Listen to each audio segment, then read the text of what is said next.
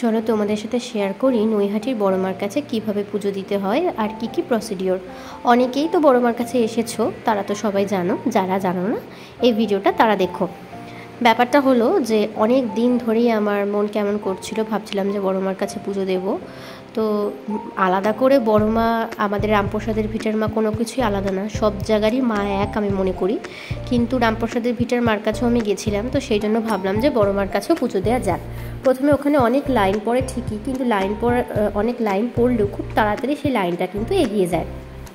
সকাল 8টা থেকে কিন্তু সকালের পুজো শুরু হয়, আর 8টা যেই বাজে যতই ভিড় হোক না কেন মোটামুটি ধরো খুব তাড়াতাড়ি লাইন কিন্তু এগিয়ে যায়। তো আমরা লাইন দিয়ে ঢুকে মন্দিরের ভিতরে প্রবেশ করি এবং তারপরে বেশ কিছুক্ষণ পর আমরা বড়মার দর্শন কিন্তু পাই।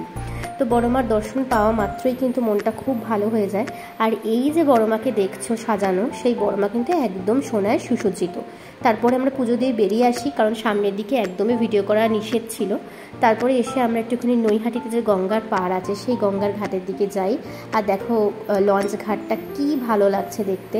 অনেক দিন পর আবার এই গঙ্গার ঘাটটায় গেলাম। গঙ্গার ঘাটে যেতে আমার সবসময় ভালো লাগে।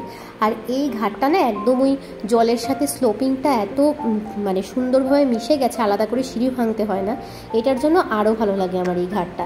তারপর এই ঘাট থেকে ঘুরে টুরে আমরা চলে গেলাম একটুখানি খাওয়া দাওয়া করতে, কারণ সকাল থেকে উপোস ছিলাম, কিছু খাইনি।